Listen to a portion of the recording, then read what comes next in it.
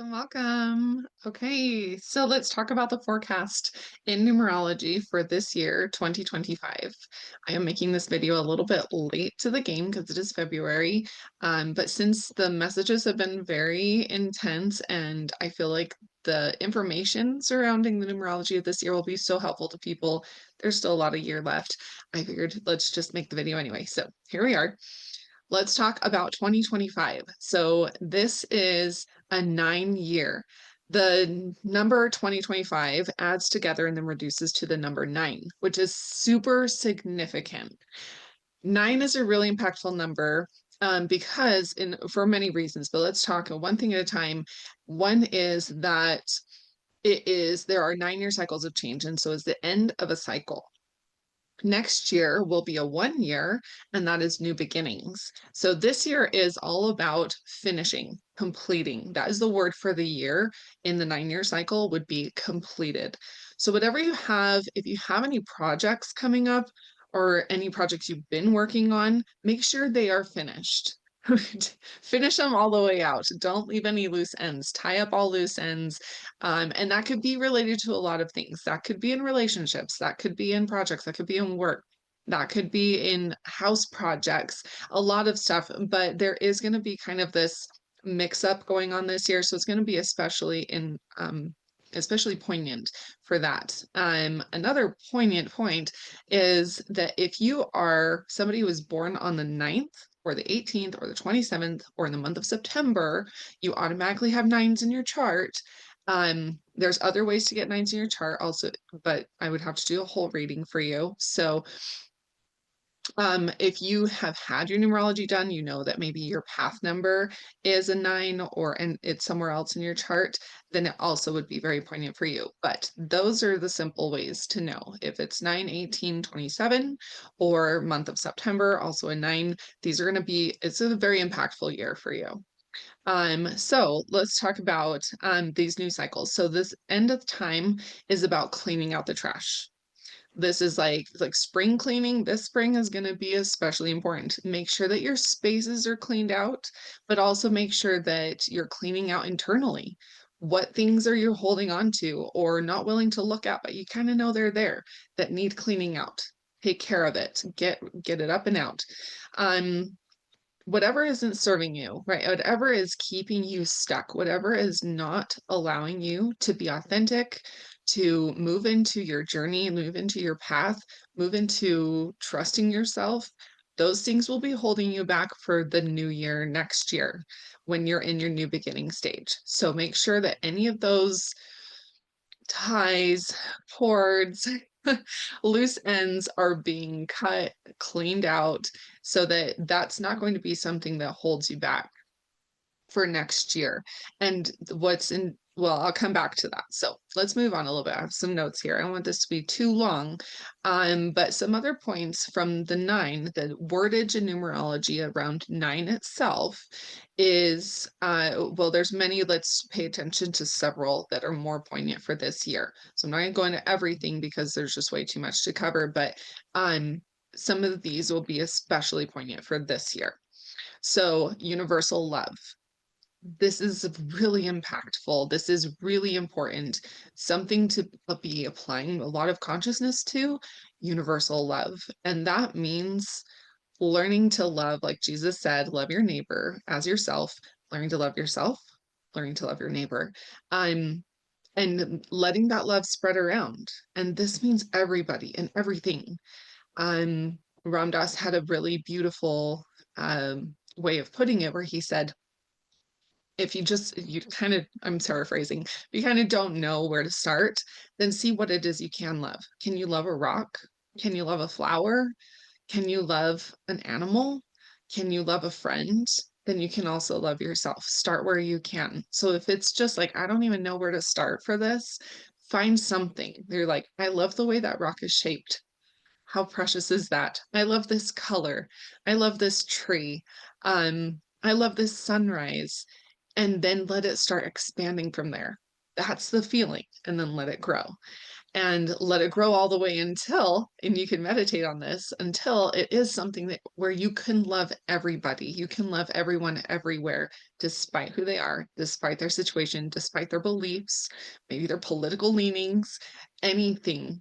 You could still love that person, but number one is to find it in yourself first. Okay, another really important aspect is the feminine. 9 is a very feminine number, is also a mystery number. It is one of the most important numbers when looking at the way the universe is created and mathematics and the mysteries and mathematics surrounding the creation of the universe. 9 comes into play a lot. So 9 is, like I said, a feminine number. So the feminine, a lot of people are kind of talking about, it's kind of a buzz, the feminine rising, which I do agree that is happening, but just being mindful that we're not going to swing too far in the pendulum. So we're going to stay conscious, deep breaths. Um, because we've been in such a patriarchal structure and in such strong masculine for such a long time, it is going to swing back. And there's an assumption from some that it's going to swing way far into just the feminine, where only the feminine will rule and only women will be in charge, to see how that works.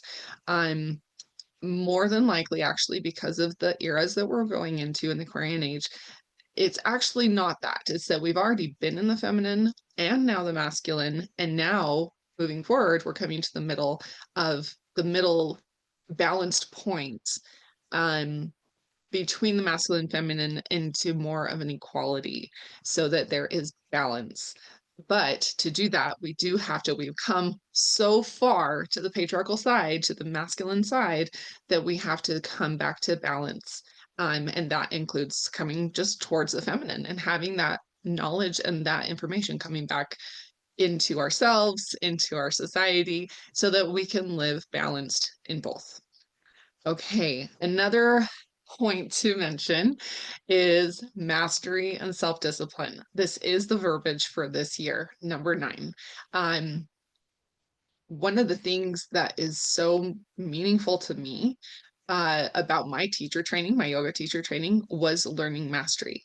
And to have the consistency, that was one of the things I learned, was that the consistency of keeping a promise to myself without deviating created a self trust. And that self trust built me up so that I could learn to trust not only myself, but my intuition, learn to trust my feelings, learn to trust my leanings. What do I actually need right now? What do I actually believe right now? Those things were so conflated with other stuff.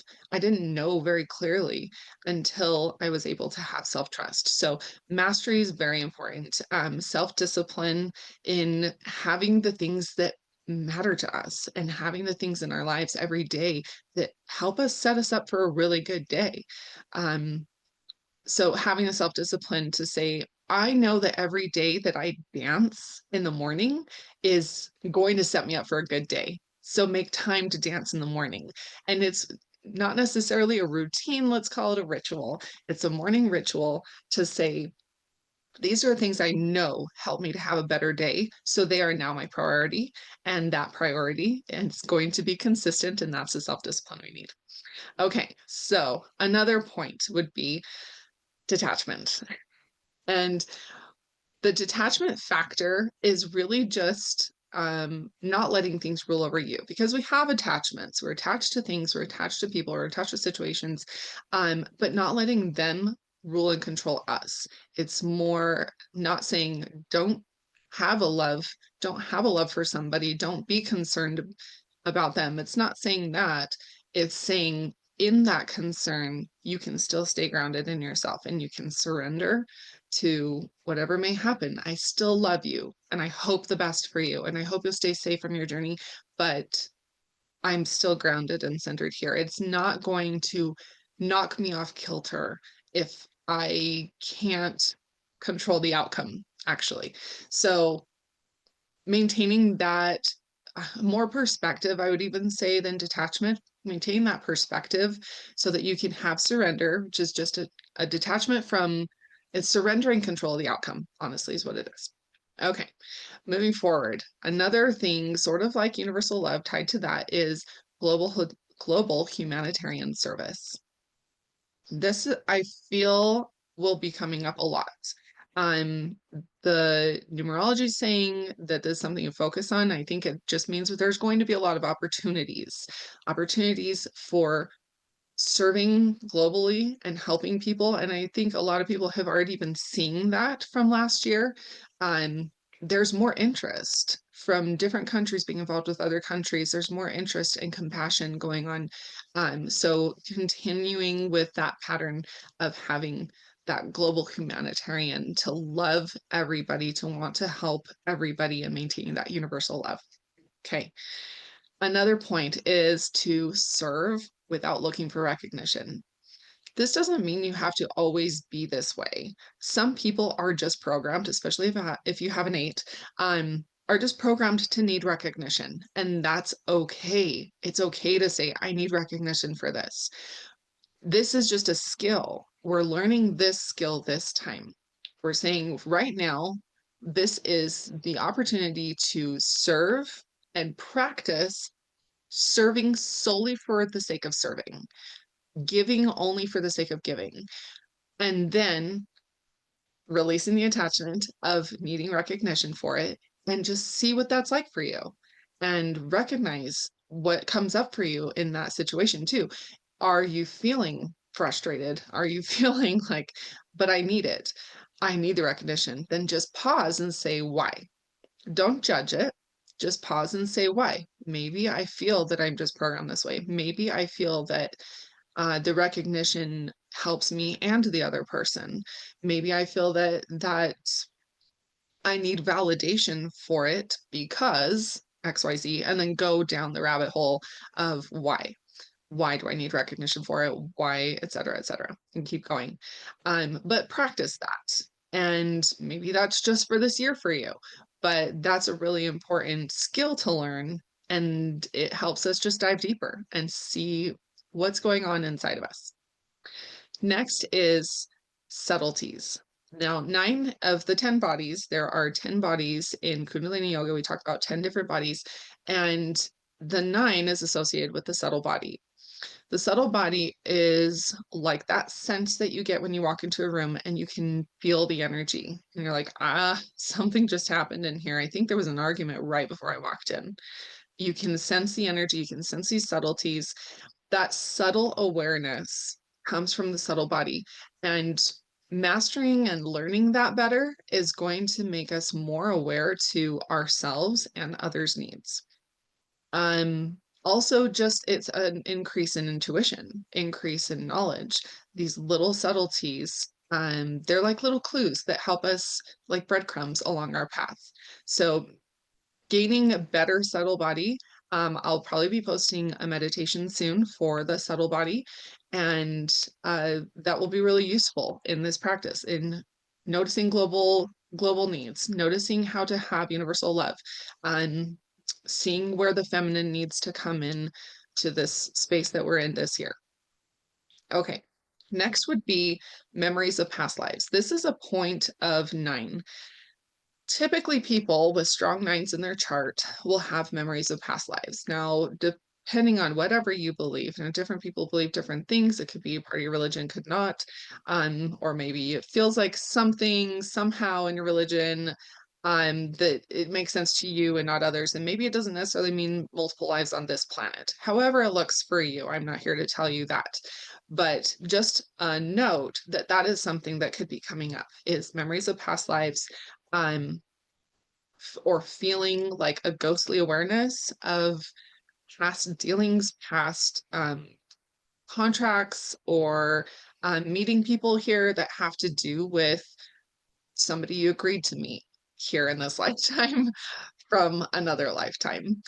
Okay, so just a note of that to be aware, right? All of this is for consciousness, all of this is for awareness to help us in our path moving forward and also to not have to take the long way around.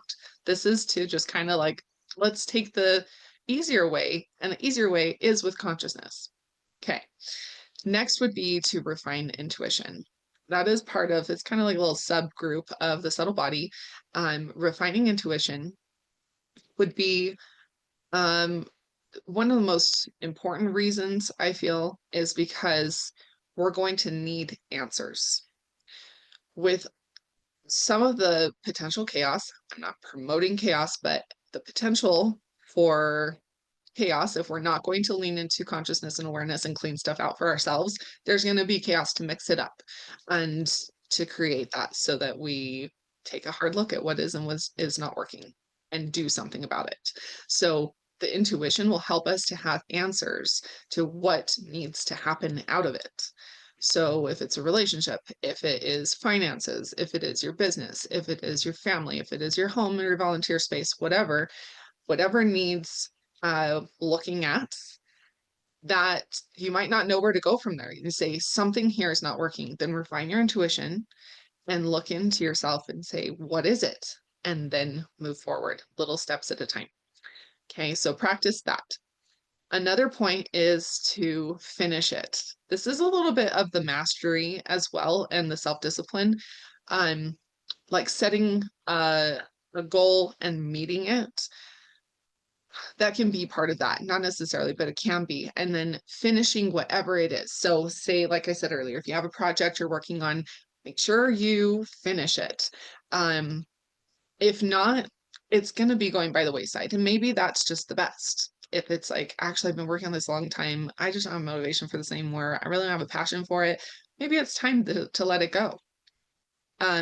But if there is something that you feel is worth keeping in your space, keeping in your life, then finish it, even if you don't want to.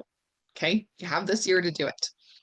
And then the last point about 9 I'm going to make for this section is to understand the power of silence. Um, everybody, anybody with a 9, this is very, very, very important. Spend time in silence. Now, everybody needs that. If you have a 9 in your chart, especially, but everybody needs to understand the power of silence. And silence is sort of like the color white. It's like all colors. Silence is also, in a way, all sounds. And it's it's a refining process too, because it's the way we can be connected to everything. And also, it's so quiet that we can finally hear ourselves. um Looking into our intuition, looking into our deeper soul, looking at what the garden inside of us actually looks like. Does it need weeding? Does it need more water? Do the flowers need trimming? Or maybe it's time to just go inside and bask in it. It's not time to do anything with that garden, but just enjoy it. So taking a look at that, spending time in silence so that you can really turn inward, and that will help you also with the intuition and with learning more universal love and for loving yourself. Lots of these aspects all can come out of silence. Okay. Another point is the year of the wood snake.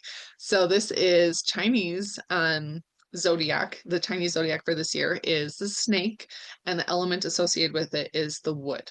So wood snake. Interestingly, I have had a couple people in my sphere that have both told me about dreams of snakes in trees since this year started. And I'm I'm going to think back. I'm not sure exactly on the timing, but I think since the Chinese New Year started, maybe. So if you have had something similar, dreams about snakes or dreams about snakes in trees, leave a comment. I'm really curious to know what that looked like for you and what kind of message you felt like it brought. Or nothing. Maybe it was nothing for you, but I'd really like to hear if anybody else is having these dreams. It's really fascinating to me. Okay, so the year of the snake. In my podcast, in the first episode of my podcast, which second episode is coming out soon, in the first episode, Asalia and I are talking about snakes and their snake energy. And I said, it's like the great shedding. And I did not even realize how poignant that was going to be, how connective, because we had been talking a lot about snakes and just for like the last couple months. And then that came up. And then all of a sudden, all of this information I'm researching and I'm looking into with the numerology, and I see the snake for this year, the zodiac symbol of the snake, which is so Oh, just kind of mind-blowing. It's so amazing. The snake is one of the most critical and important symbols. Um, so fascinating. No matter what belief system you're in, this like is in any religion as well, the snake comes up as something very important. And it's demonized in a lot of spaces because of Adam and Eve and the way that that was portrayed out of the Bible, but there's actually association with Jesus and snakes. There is one philosophy that says that Jesus was a symbol of the snake was his symbol, and so if you're a Christian or in that sphere, that Satan was supposedly trying to mimic Jesus so that Adam and Eve would trust him. And so he took the form of the snake. And there's actually a lot of symbolism related around Jesus to the snake. If you look in the Bible, it talks about hissing related to Christ. He hisses out, and it's like this call. There is very fascinating. Also, the Moses and the brazen serpent, look up and live. There's a lot of symbolism there. And then the serpent is also associated with Kundalini. So the Kundalini energy is at the base of the spine. It's also known as the lock of the beloved. And when it is the life force energy, it is the creative and mostly feminine life force energy that moves up the spine. And as it moves up the spine and moves through all chakras, it ends at the crown. And then when that is opened, like a lotus, enlightenment occurs. So that is really important symbol, obviously, in yoga. Also, it's a symbol of eternity. If you've seen the symbol of the snake eating itself, that's a symbol of eternity. It's also a symbol of transformation or resurrection because it sheds its skin and then it's born again over and over and over again. Um, Lots of amazing symbolism. You've probably seen also the caduceus. Caduceus, I believe that's how it's said, right? It's the staff with the snakes and the wings, and it's a medical symbol. It's actually much more ancient than the medical system, but that symbol, the staff, is actually the spine, and then the snakes are the. If there's two, then it's actually the energy of the Ida and the Pingala. They're two channels of energy that move up the spine like this. They end at the nostrils. This is why breath is so important because those channels of energy rely on breath to be enhanced and they can energize the spine. Kundalini can rise, and we are awakened, enlightened, and open to divine messages. So there's that as well. Lots of amazing symbolism with snakes. I really recommend looking into that more. So for this year, since it is a snake year, I will just say the great shedding has begun. This is a time, like I said, of nines clearing out. Nine is associated with snakes as well, the numerology. And I'm going to say some of the traits of specifically the wood snake that I have found in my research. It's a time to shed the past. As we're moving forward, and next year is a new beginning year, it's a number one year, we're starting anew, that this is a time to shed the past. And that's something that is actually very uh what's the word that America's good at, we'll say, of moving forward, always moving forward, kind of like Disney would say, always keep moving forward. Um, to shed the past and not to shame it, but just to say that was information, kind of like feelings. That was information, and now we're moving forward. Um, Also embracing change, renewal and rebirth, like the snake shedding its skin. This is renewal and rebirth. It's very emotional too. It's very inward, lots of inward deep work. Stepping into personal power, very important this year as well, and cooperation. Cooperation comes up like it's a very grounded feeling, and cooperating kind of like imagine like the aspen trees. They don't just pop up on their own underneath their entire root system. And there's one here in Utah that is all one organism. It's one of the biggest. And I can't remember the name now. It has kind of a funny name like Pongo or something. But really glad for aspen trees. Are actually my favorite tree. And though, well, it's one of my, I have two. That one and Ponderosa pines. And underneath the root system is all interconnected. So it's one organism, but individual trees. And that's how our collective works. We're all individuals, but at our roots, we are all one. So cooperation, very important, especially in this year. And where we don't see the cooperation, we're going to start seeing where those cleaning out spaces are. It's going to tell us what's not working, what's not cooperating, and clean it up. Expansion, growth, adaptability, and evolution. This is a strong symbol of the wood snake.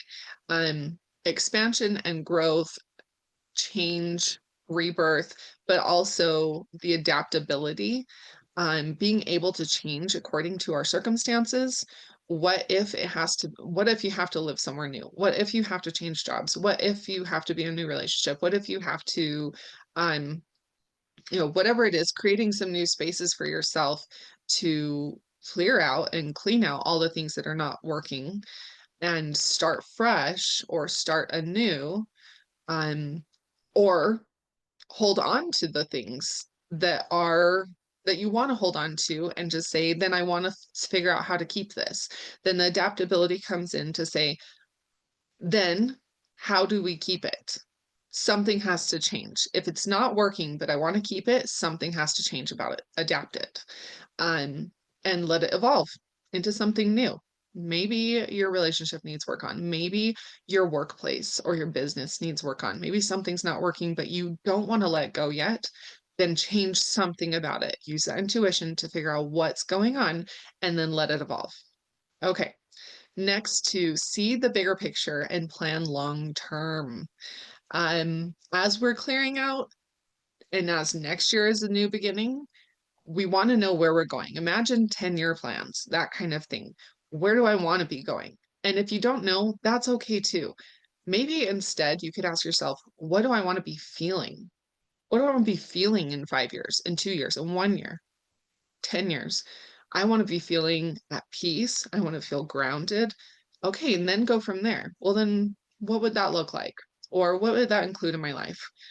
Um, Next would be stability and patience to your pursuits, just like we were talking about. So, all those things, planning long term, adapting and evolving, all those things, feed them patience. You're going to need it.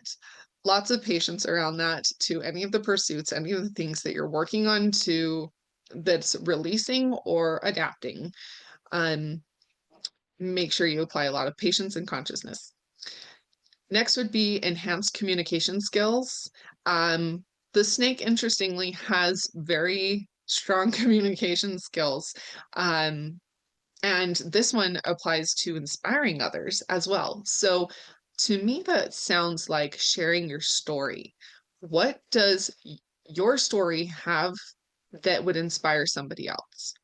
And maybe you don't feel like your story has really even gone anywhere. Maybe you don't feel like it's even important, but it is. Trust me, it is. Everybody's story is important.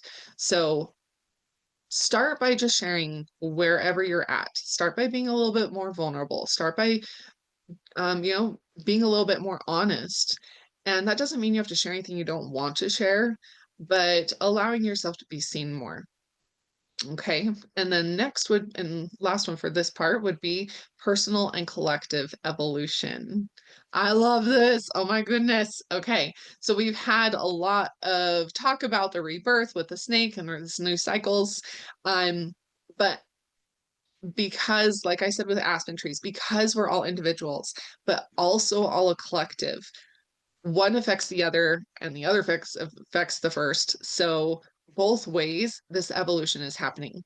So it's really everybody's responsibility to be evolving themselves, and that in turn evolves the collective.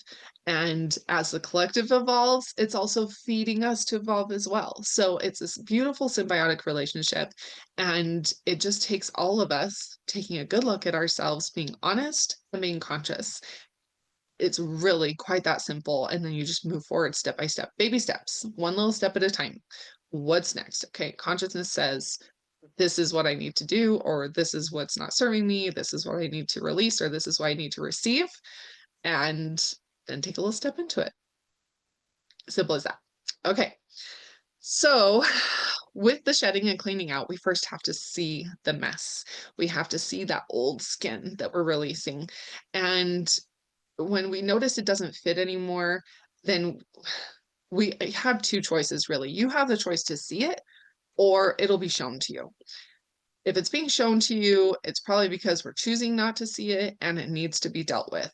So it's the same idea as um what's that phrase, like insanity is keep doing the same thing over and over expecting different results.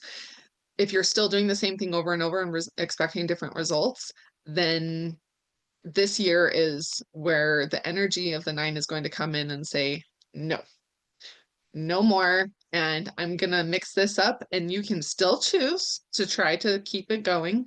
And if you do, it's going to yield similar results, but more chaotic, um, less beneficial.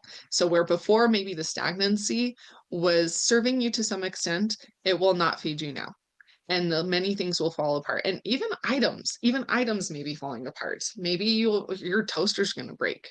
Maybe just random things could be coming up like that, just signaling this is a time to move and clean up and clean out. So this year will make very clear where we've been justifying illusion, and just so that we know what really needs to be cleaned out. So it feels like a lot of things are not working like they used to, because they're not, because they really were never working in the first place. And then we're being told it's not, so that we can clean it up and clean it out. And that's to serve our purpose and to serve our evolution. This is good stuff. It might feel hard and we might not like it, but it really is good stuff. And moving towards our purpose and evolution is peace, is joy, is abundance. So let it be that as well. Be open to receiving that. You also might feel like a snake. This is an imagery that came to me during meditation. You might feel like a snake that's being pushed through the eye of a needle just to force that skin off.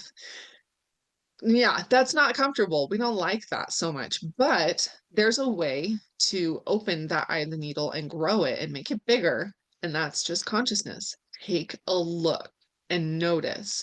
And when something comes up, notice, what is it telling you? What is it saying?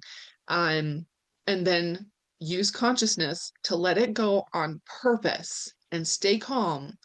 And then it's going to keep that eye of the needle open so that you can allow the shedding and the needle doesn't force it. Okay. Not as painful that way. The last bit is some steps for applying consciousness during these trying times. First is to feel your feelings. Don't judge your feelings. Feelings are just information. And none of them, there's such a culture that we've had of applying judgment and black and white to emotions. It's good if I feel joy, it's bad if I feel anger. And maybe because it's uncomfortable, and that's true, but that doesn't mean that it's bad to have. Anger is just a tool to help you to move, to help you to know what's wrong, to help you to say something needs to change here. So it's uncomfortable because it's trying to get you to move. And that's something it came up for me recently again. I was like, I'm so good at processing anger and just letting it move through me and move out. And then I wasn't moving. I wasn't moving until finally I realized now I'm going to consciously allow my anger to help me to move, not to lash out, not to hurt someone else, but to consciously say, now I see what it's telling me. Now I see where I feel self-betrayal. This is where I feel I'm in an unjustified sacrifice mode, and realized that wasn't going to help. So allowing it to let me move helped me to use my voice to say, this isn't working. And that's what needed to happen. So it's actually a good thing. Okay, so step one, feel the feelings, don't judge. Step two, observe with consciousness and take in the information. Step three is to remain calm. And that doesn't mean don't feel your feelings. It's process and let yourself feel them. You can also breathe through it and you can move and shake it out, but remain calm in the way that we're not going to be reactive to where we hurt somebody else or we cause an injury. That's what the calmness means. Remain calm enough that we're not letting the feelings get the better of us. And then picture what you would like to see happen. That's step 4. Step 5, try to remain hopeful and optimistic while you're looking at what you would like to have happen. Remain hopeful and optimistic. Don't just shut it down. It's like, that will never happen. Everything is possible.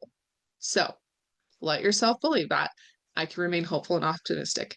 And then 6 is receive with gratitude, let go with gratitude. Anything that's clearing out, still served a purpose, still taught us something. Even if it's not working anymore, all the things in our lives are serving some purpose in some way, and we can receive new things with good love and energy. We can also let go of things with good love and energy and gratitude. Okay.